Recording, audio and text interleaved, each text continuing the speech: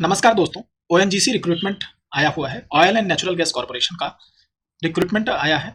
2022 के गेट से लिया जा रहा है। आप समझ ही रहे हैं, गेट 2022 जो ये अभी फरवरी में जिसका एग्जाम 2022 में हुआ था, उसके रिजल्ट के बेसिस पे ये रिक्रूटमेंट हो रहा है। बहुत सारे रिक्रूटमेंट हो चुके हैं, इसलिए गेट के बचे हुए कैंडिडेट बहुत कम होंगे। तो आपके लिए एक गोल्डन अपॉर्चुनिटी है जो आपको इसको ग्रैब्स करनी चाहिए। इसका जो एप्लीकेशन डेट है 22/9/2022 से स्टार्ट हो चुका है और 12/10/2022 तक चलेगा। आइए देखते हैं ओएनजीसी में जॉब कैसे पाई जा सकती है।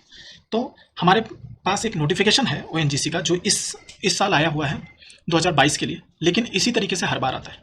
तो जैसे 2022 का गेट हो रहा है, 2023 का गेट अभी भरा जा रहा है और ये अगस्त और सितंबर महीने में गेट भरा जाता है। गेट का एग्जाम ग्रेजुएट एप्टीट्यूड टेस्ट ये हर साल आता है और इससे बहुत सारे पीएसयूज लेते हैं। उनमें से ऑयल एंड नेचुरल गैस एक है और oil and natural gas company खुद में एक ड्रीम कंपनी है बहुत सारे ग्रेजुएट्स के लिए, जो बीटेक करते हैं उनके लिए, और जियो फिजिक्स में जो लोग करते हैं एमएससी बीएससी उनके लिए।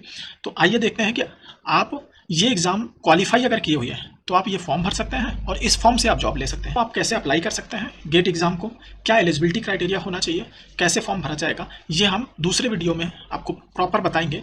और आप सभी को, जो लोग बीटेक हैं, जो लोग एमएससी हैं, उन लोगों को भरना चाहिए। आइए इसमें डिटेल से देखते हैं।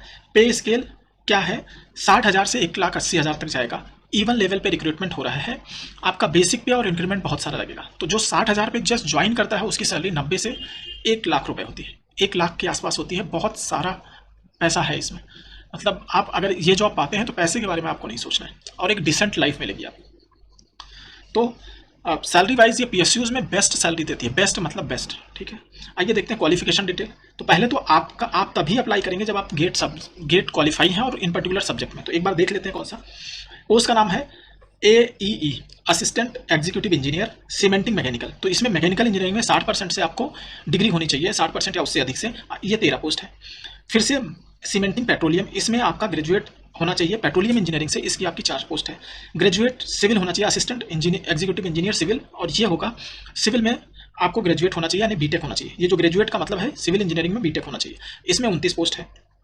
Graduate in mechanical engineering again 121 post है, ठीक है। तो मैकेनिकल वालों के लिए ये दूसरी पोस्ट हो गई। इसी तरीके से पेट्रोलियम वालों के लिए ड्रिलिंग पेट्रोलियम, इसकी 20 पोस्ट है। फिर इलेक्ट्रिकल वालों के लिए हो गई 101 post, assistant executive engineer electrical, कितनी पोस्ट, 101 हो गई। इसके बाद इलेक्ट्रॉनिक्स के लिए आ गई। तो इस इलेक्ट्रॉनिक्स के लिए क्या है, इलेक्ट्रॉनिक्स इंजीनियरिंग में बीटेक होना चाहिए, या टेलीकॉम इंजीनियरिंग में बीटेक होना चाहिए, या इलेक्ट्रॉनिक्स एंड टेलीकॉम में बीटेक होना चाहिए, या post graduate degree in physics with electronics 60% mark. तो ये फिजिक्स में आप अगर आप पोस्ट ग्रेजुएट हैं तो भी अप्लाई कर सकते हैं। इसकी 22 पोस्ट है। Graduate in instrumentation engineering with 60% marks, इसमें 53 पोस्ट है। ग्रेजुएट इन मैकेनिकल इंजीनियरिंग दूसरी बार आ रहा है, तीसरी बार आ रहा है इनफैक्ट, 103 पोस्ट है। तो मैकेनिकल वालों के लिए अब अभी तक 200 के ऊपर जा रही job. AE production mechanical AEE production mechanical, again 60% marks, mechanical engineering 39 post. फिर केमिकल आ गया, इसकी 60 पोस्ट है, ठीक है। केमिकल इंजीनियरिंग में इस बार बीटेक चाहिए, 60% मार्क। पेट्रोलियम में graduate degree in petroleum engineering applied petroleum, इसकी 32 पोस्ट है। इस तरीके से AE इन्वायरमेंट, ये देख लो, environment engineering graduate in environment engineering environment science और 60% mark in engineering discipline with minimum 60% mark in M Tech ME in environment engineering. तो एनवायरमेंट इंजीनियरिंग की कितनी पोस्ट है, 11। इसके बाद आ जाइए AE रिजर्वायर, इसमें बहुत सारी हैं। Post graduate degree in physics with minimum 60% mark, और जो फिजिक्स है जियोलॉजी और जियो फिजिक्स होना चाहिए। Post graduate degree in geology with 60% mark, तो जियोलॉजी या जियो फिजिक्स इसमें आएगा। Post graduate degree in chemistry with minimum 60% mark, तो केमिस्ट्री में होना चाहिए। Post graduate degree in mathematics में होना चाहिए। Post graduate degree in physics with 60% marks, और ये भी देखना है कि जो आपका BSc हो वो फिजिक्स में हो। इसी तरीके से post graduate degree in petroleum technology, आपकी बार बीटेक आ गया तो पेट्रोलियम इंजीनियरिंग में आपका होना चाहिए। उसके बाद में ग्रेजुएट डिग्री इन केमिकल इंजीनियरिंग, यहाँ पे केमिकल वाले अप्लाई कर सकते हैं, तो उनका हो गया। Graduate degree in petroleum engineering, petroleum वाले अप्लाई कर सकते हैं। तो इस वाले सेक्शन में MSc और बीटेक दोनों अप्लाई कर सकते हैं, ठीक है। इसकी पोस्ट है 33। केमिस्ट के लिए पोस्ट ग्रेजुएट केमिस्ट्री होना चाहिए, 39 पोस्ट है। पोस्ट ग्रेजुएट डिग्री इन जियोलॉजी यानी MSc जियोलॉजी होना चाहिए आपको, या MSc और MTech in petroleum geo science, या MSc और MTech इन पेट्रोलियम जियोलॉजी, या MTech इन जियोलॉजी टेक्नोलॉजी। तो इस तरीके से इसकी 55 पोस्ट है। फिर जियो फिजिक्स के लिए आपका आया है post graduate degree in geo physics, MTech इन geo physics, Jio physical technology, post graduate degree in physics. तो इस तरीके से इसकी 54 पोस्ट है। जियो फिजिक्स फिर से आया, post graduate degree in geo physics, MTech इन geo physical technology.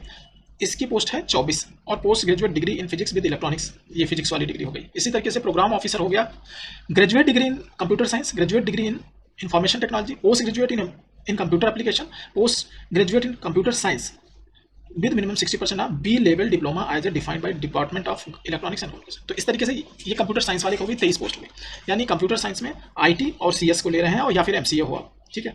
Material management में देख लो, graduate degree in any engineering with the minimum 60% mark, material management में 32 पोस्ट है। अब ट्रांसपोर्ट ऑफिसर में मैकेनिकल इंजीनियरिंग चाहिए होगी 13। आपके पास इस तरीके से टोटल 871 पोस्ट हो गई। 871 पोस्ट बहुत होती है किसी इंजीनियरिंग फील्ड के लिए, और सबसे ज़्यादा इसमें मैकेनिकल की है। अब क्या है, मैकेनिकल वाले या बहुत सारी ब्रांच वाले 2-2, 3-3 जगह अप्लाई कर सकते हैं। तो उस केस में इन्होंने डिफाइन किया है कि maximum one person can apply for the 3 post and at the same time they have to give the preferences. मतलब आप एक आदमी 3 पोस्ट मैक्सिमम अप्लाई कर सकता है, उनमें भी बताना होगा कि अगर मैं सेलेक्ट हूँ तीनों में हो गया तो कौन सी मेरी टॉप पोस्ट होगी, एक ही ऑफर लेटर मिलेगा आपको। एक बार एज क्राइटेरिया देख लेते हैं, लेकिन एक चीज़ है 31/7/2022 यानी 31 जुलाई 2022 को ही ये क्राइटेरिया माना जाएगा। अनरिजर्व के लिए 30, अनरिजर्व के लिए एक्सेप्ट एई ड्रिलिंग और सीमेंटिंग को छोड़ करके आपका 30 साल होगा, और अगर ड्रिलिंग और सीमेंटिंग लिया जाएगा तो 28 साल होगा। इस तरीके से ओबीसी का 33 ईयर होगा, और फॉर एई ड्रिलिंग और सीमेंटिंग के लिए 31, एससी के लिए SC/ST के लिए 35 साल, उसमें 33 साल, PWD के लिए 40 ईयर और 38 ईयर। उस तरीके से एक्स सर्विसमैन अगर है तो 35 और 33, ठीक है। अभी क्या है आपका, एक बार पैरामीटर्स देख लो कि कैसे सिलेक्शन होगा। गेट में जो रॉ मार्क्स हैं, एग्जाम हेल्ड 1 सेशन, तो नॉर्मलाइज यूजुअली होता है 1/5 गुना आप बुलाए जाएंगे, तो यानी 871 पोस्ट है, तो लगभग 5 से 6,000 लोग बुलाए जाएंगे, 6,000 लोग बुलाए जाएंगे। और इसमें जो वेटेज होगा गेट मार्क्स का, वो 60%, 100 में से 60 मार्क्स गेट का होगा। क्वालिफिकेशन 25 मार्क उसके मिलेंगे, अगर 20 मार्क मिलेंगे एसेंशियल क्वालिफिकेशन के, और 5 मार्क अगर आपने पीएचडी भी की है तो, यानी जो लोग पीएचडी किए हैं उनको एडवांटेज है। इंटरव्यू में 15 मार्क्स मिलेंगे। इस तरीके से फाइनल लिस्ट बनाई जाएगी आपका, इसके बाद मेडिकल होगा, और देन आपका पोस्टिंग होगी। जो फीस है वो 300 रुपये लगेंगे जनरल, EWS OBC का, SC/ST PH कैंडिडेट के लिए कोई फीस नहीं लगने वाली। लास्ट डेट बता दिया था 22/9 से 12/10 तक लगेगा।